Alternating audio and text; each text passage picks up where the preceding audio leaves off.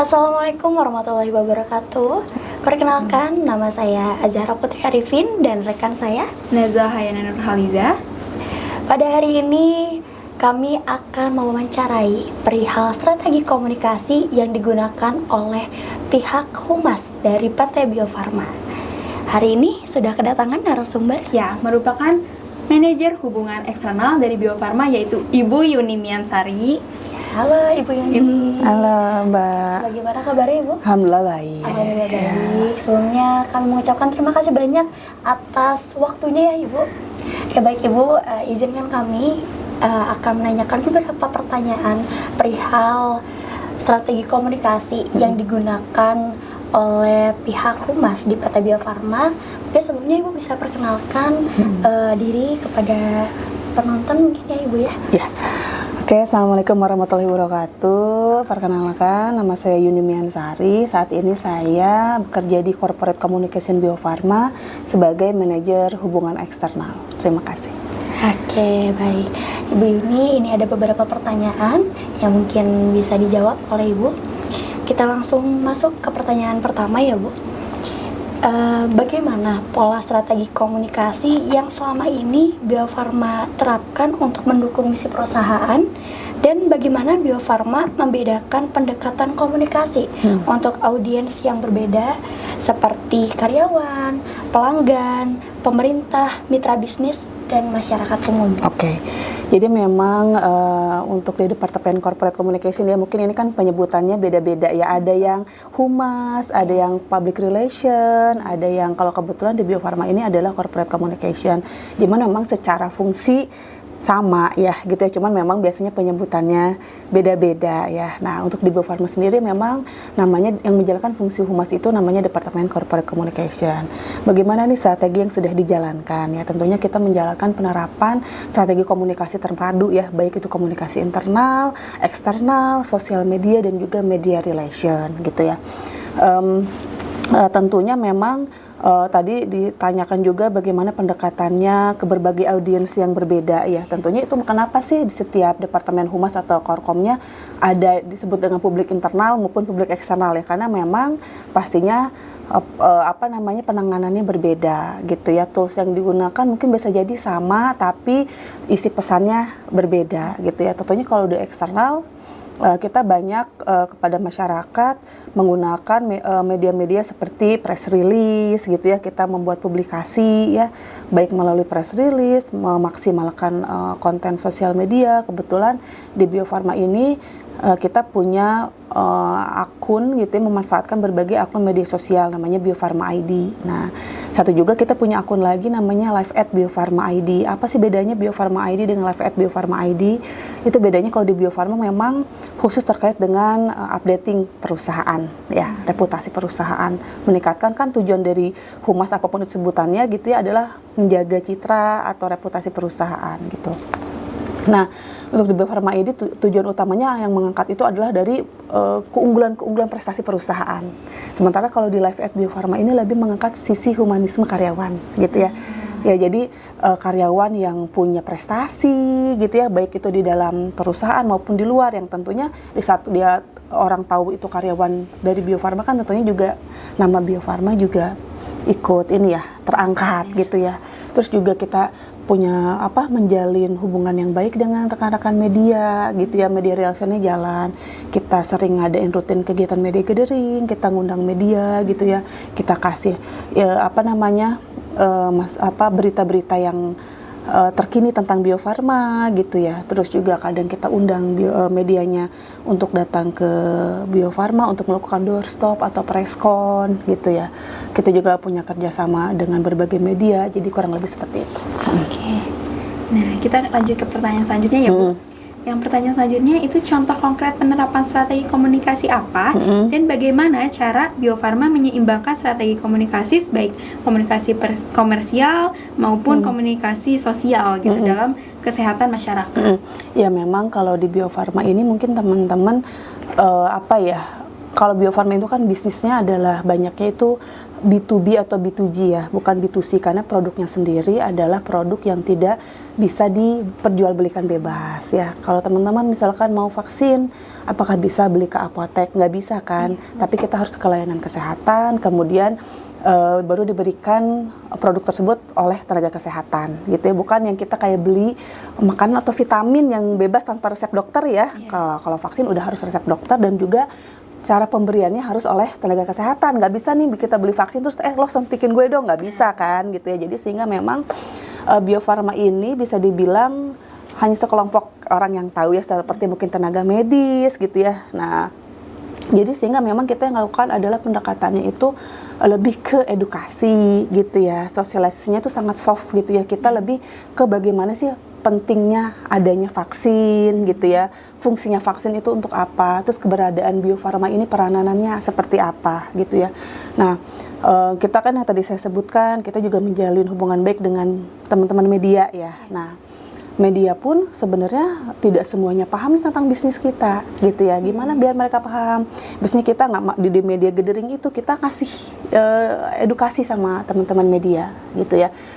Produk ini tuh kan kalau namanya produk vaksin kan menggunakan banyak bahasa-bahasa ilmiah ya, di mana masyarakat, teman-teman media belum tentu semuanya langsung paham. Nah, makanya kita suka di situ sih tantangannya ya, bagaimana kita menyederhanakan terkait dengan materi-materi komunikasi kita gitu ya, sehingga mudah dipahami baik oleh teman-teman media maupun masyarakat. Itu tantangannya pada saat kita nulis siaran pers gitu ya.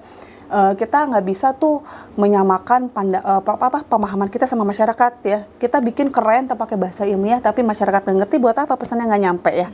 Jadi kita harus bisa menyederhanakan gitu ya, menyederhanakan bahasa-bahasa ilmiah gitu ya ke dalam bahasa yang mudah bisa dipahami oleh masyarakat maupun media gitu. Nah, untuk di internal kita juga punya yang namanya toolsnya, ada buletin internal, ada portal internal gitu ya, yang memang hanya bisa diakses oleh karyawan internal, karena kita melihat karyawan juga, jadi humas itu bukan hanya korkomnya aja nih, tapi karyawan juga kan dia sebagai tangan panjangnya, kepanjangan tangannya dari si humas gitu ya. Mereka punya saudara, mereka punya tetangga gitu ya. Bahkan kita juga punya yang namanya pasukan internal influencer Bio Farma, yaitu adalah isinya karyawan yang memang dia punya passion di bidang sosial media, sehingga dia mau menyebarkan atau menaikkan konten-konten Bio Farma di media sosial pribadinya gitu. Oke. Ternyata banyak banget ya yang udah menarik banget, yang maksudnya masyarakat umum nggak tahu, apalagi kita sebagai mahasiswa. Oh, ternyata banyak banget nih ya yang sudah dilakukan oleh PT Bio Farma sampai memikirkan hal sangat detail gitu ya Bu ya. Tadi Ibu sudah menjelaskan tentang strateginya dan apa yang sudah dilakukan oleh PT Bio Farma khususnya oleh Korkom. Nah, untuk pertanyaan selanjutnya nih Bu, apa tantangan terbesar yang pernah dihadapi Bio Farma dalam mengelola komunikasi publik, terutama ketika terjadi krisis atau sentimen negatif terhadap perusahaan PT Bio Farma? Ya, mungkin teman-teman juga di sini merasakan ya kejadian yang luar biasa ya, 5 tahun kebelakang apa coba? Ada apa? Ada pandemi COVID. Ya nggak sih? Betul. Itu juga sebenarnya tantangan buat Bio Farma ya, karena Bio Farma sendiri dapat tugas langsung dari pemerintah untuk mendistribusikan ya vaksin COVID, dan juga disuruh diminta untuk menghasilkan, memproduksi vaksin COVID ya gitu ya. Nah, itu juga jadi tantangan yang luar biasa, di mana terjadi pandemi setelah sekian lama tidak terjadi pandemi gitu ya. Ini terjadi pandemi terhadap sebuah penyakit baru, di mana masih harus diteliti kan gitu ya. Akhirnya kita dapat penugasan sehingga kita tetap lakukan edukasi. Kan pada saat itu pasti masyarakat panik lah ya, banyak hoax ya kan, banyak hoax yang beredar gitu ya. Banyak isu-isu negatif gitu ya, tapi sementara satu sisi kita juga punya kewajiban untuk bisa menekan penularan ya vaksin COVID gitu ya. Kita juga untuk mengedukasi masyarakat juga gitu ya, membaca keresahan masyarakat sehingga menghasilkan konten-konten publikasi yang sesuai gitu ya. Ya otomatis kita di situ punya yang namanya bisa dibilang apa ya, media plan ya. Jadi kita mau ngapain sih gitu ya terkait dengan komunikasinya, baik itu di sosial media. Jadi di sosial media itu kita yang punya yang namanya kalender konten ya. Kalender konten itu dibikin berdasarkan apa? Berdasarkan media monitoring. Jadi kita melihat ya di media monitoring itu apa sih yang lagi naik isu-isunya gitu ya, kekhawatiran masyarakat. Nah, yang kita baca salah satunya nih ya, kan banyak nih ya, salah satunya adalah bagaimana pada saat itu masyarakat milih-milih vaksin COVID. Kan vaksin COVID itu waktu itu banyak ya, kita masih impor karena kita belum bisa bikin sendiri ya. Ada vaksin Sinovac, Pfizer, AstraZeneca dan lain-lain, di mana masyarakat saya nggak mau vaksin ini, takut nanti karena dengar hoaxnya, isu-isunya bikin ini gitu ya. Padahal pada saat itu adalah vaksin COVID yang terbaik itu adalah vaksin COVID yang tersedia, karena memang vaksin COVID itu rebutan, bukan cuma Indonesia aja nih yang butuh vaksin COVID, tapi di semua negara juga pengen dapat vaksin COVID kan sebenarnya. Makanya kenapa sih beda-beda vaksinnya nggak sama, karena memang pada saat itu kita berlomba-lomba untuk dapat vaksin yang ada dulu deh, yang bisa kita dapetin, karena kan tujuannya yang biar semua orang divaksin ya, biar penyakitnya tidak semakin menular dan menimbulkan kematian gitu ya. Karena pandemi COVID kan bukan hanya di Indonesia tapi di seluruh dunia kan gitu ya, beritanya luar biasa, angka kematiannya sangat tinggi, apalagi kalau yang terkena komorbid ya. Jadi meninggalnya bukan karena COVID-nya tapi karena dia udah punya penyakit bawaan, sehingga dengan kena COVID dia jadi memperparah kondisi gitu ya. Nah, di situ kita melakukan kalender konten kita, ternyata masyarakat ini nih isunya, saya nggak mau vaksin A, saya nungguin vaksin B misalkan gitu ya, padahal ada nih vaksinnya, padahal harusnya cepet-cepet divaksin biar nggak terkena. Nah, itu kita bikin edukasi bahwa sebenarnya setiap vaksin yang ada, apapun mereknya, itu yang terbaik. Justru yang bahaya itu kalau menunda-nunda vaksin. Nah, seperti itu gitu ya. Kita juga buat agenda setting gitu ya. Agenda setting ini terkait dengan publikasi pemberitaan yang kita targetkan gitu ya. Misalkan kita harus bikin berita terkait ini, melihat isu, balik lagi ke media monitoring ya. Ternyata isunya ini, berarti kita harus bikin pemberitaan ini gitu. Oke, baik. Oke, selanjutnya ada pertanyaan juga, apakah efektivitas strategi komunikasi dan bagaimana Bio Farma menjaga kepercayaan publik dalam dunia farmasi yang diatur dalam regulasi dan etika publik? Ya, itu makanya kita paham. Mungkin masyarakat juga agak sulit ya memahami terkait bisnis Bio Farma gitu ya, makanya dan di luar juga selain itu banyak juga nih hoax-hoax yang beredar, sehingga strateginya kita terus aja bikin publikasi positif gitu ya. Makanya kayak kita tuh ada KPI namanya, intinya apa ya, kita itu dalam publikasi di sosial media itu tidak boleh terlalu lama, dalam artian kosong nih kontennya. Jadi setiap hari itu harus ada postingan biar masyarakat tuh tahu bahwa Bio Farma ada gitu ya. Ditambah lagi kita juga berfungsi untuk menjadi sumber informasi nih di tengah-tengah banyaknya informasi yang berseliweran ya. Karena kan kita sekarang hidup di era digital di mana informasi itu sangat banyak ya. Pasti nanti masyarakat juga di saat kebingungan kan pasti akan nyari informasi yang terpercaya ya. Nah, kita harus menjadi salah satu sumber informasi yang terpercaya. Apalagi melihat trennya sekarang, ternyata bahkan berita-berita yang ada di media nasional gitu ya, itu kalau mereka ngambil sumber itu ngambilnya dari sosial media kita. Pernah loh, sosial media Bio Farma itu dijadikan sumber buat beritanya mereka. Otomatis di situ kita jadinya memang dalam membuat konten itu ya memang harus dari segi informasinya akurat gitu ya. Kita harus terus bisa update, kita intinya terus memberikan apa, berita yang positif ya, baik ke publik eksternal maupun ke publik internal, seperti itu. Oke.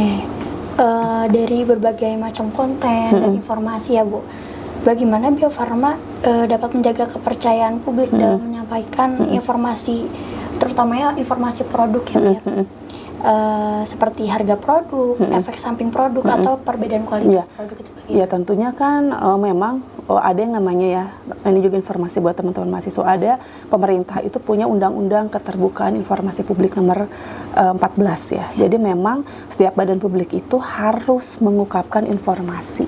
Jadi tidak boleh tertutup. Mengungkapkan informasinya lewat apa? Lewat website, lewat sosial media. Semakin lengkap informasi yang ada di website perusahaan, berarti itu menunjukkan bahwa transparansi, gitu ya.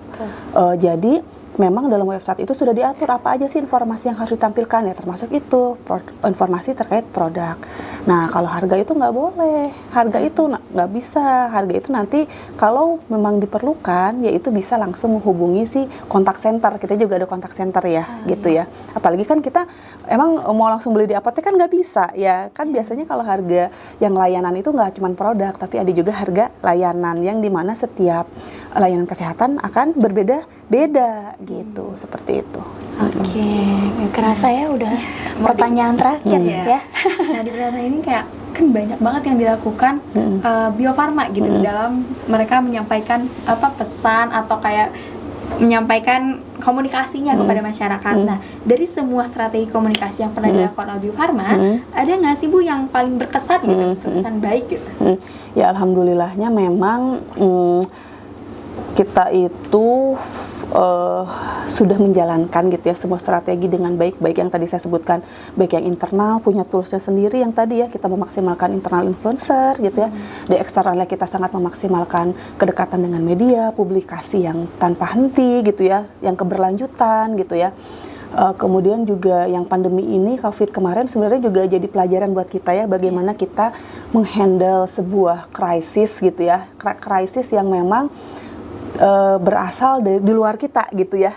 Ada pandemi terus tiba-tiba Bio Farma jadi sorotan gitu ya. Ayo Bio Farma udah sejauh mana nih gitu ya penanganannya. Kita juga kan sangat disorot ya, bahkan kita sering nih pada saat pandemi kita sering dikunjungi ya oleh semua pejabat-pejabat negara ya, bahkan pada saat kita meluncing vaksin COVID buatan Bio Farma itu sampai presiden yang datang langsung meluncing vaksin COVID ya dengan merek Indovac itu gitu ya. Jadi itu juga jadi sebuah tantangan ya, bagaimana kita mengelola pesan gitu ya. Terus bagaimana kita membangun komunikasi yang terus gitu ya kepada masyarakat gitu ya, dan juga kepada publik internal. Itu juga sebuah tantangan juga waktu itu pernah sebenarnya tahun sekitar udah cukup lama sih, mungkin teman-teman ini belum lahir kali ya. Ada yang namanya krisis vaksin palsu pada saat itu. Jadi ada berita nih gitu ya, ada orang yang memalsukan vaksin yang diberikan kepada masyarakat khususnya anak-anak ya.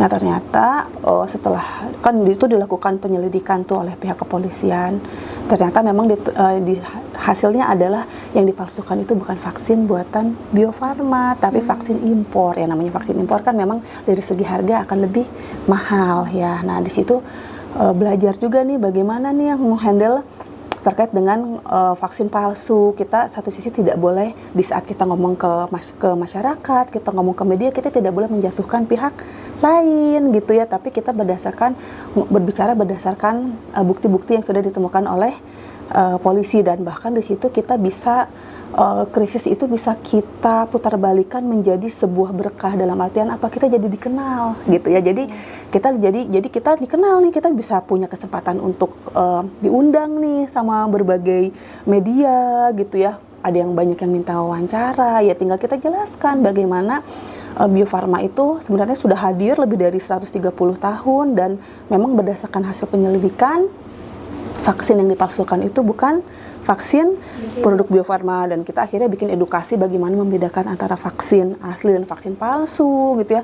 Bagaimana vaksin kita sudah dipercaya dan bahkan sudah ekspor ke lebih dari 150 negara. Jadi itu jadi momentum buat kita untuk menunjukkan reputasi kita gitu, dan ya kita tinggal ngomong aja memang toh yang dipalsukan bukan produk kita. Nah itu juga cukup berkesan gitu, karena itu ramai banget begitu keluar vaksin palsu, media-media yang tadinya susah kita hubungin jadi merich kita gitu ya. Dan kita di situ juga harus tenang nih gitu, kita harus kita juga harus susun dulu pesan apa sih yang mau disampaikan oleh manajemen, kan datangnya dari kita ya, kita kasih masukan ke manajemen sebaiknya kita berbicara seperti ini gitu ya, jangan sampai blunder jadi memperkeruh suasana krisis yang ada gitu. Bahkan kita sampai mengundang media, bukan hanya sekedar mengeluarkan press release, tapi kita bikin press con gitu untuk bikin masyarakatnya tenang gitu, seperti itu. Oke, wah Seru banget. seru Banget ya memang. Maksudnya jadi banyak banget pembelajaran yang bisa kita ambil khususnya sebagai mahasiswa ilmu komunikasi ya Bu ya. Terus juga pastinya untuk seluruh penonton yang dimanapun kalian berada gitu ya, mungkin langsung dijelaskan dan diklarifikasi oleh pihak PT Bio Farma diwakili oleh Bu Yuni selaku manajer dari Departemen Komunikasi Korporat ya Bu ya. Iya gitu. Jadi semoga bermanfaat bagi yang menonton juga Ibu. Terima kasih banyak sama-sama. ya, atas informasinya, atas kesediaan waktunya. Semoga Ibu sehat selalu. Amin. Ya, sukses selalu juga untuk PT Bio Farma dan Ibu juga sebagai manajer. Ya. Mungkin kita pamit undur diri ya. Saya Putri dan rekan saya Najwa. ya, pamit undur diri. Terima kasih banyak. Wassalamualaikum warahmatullahi wabarakatuh.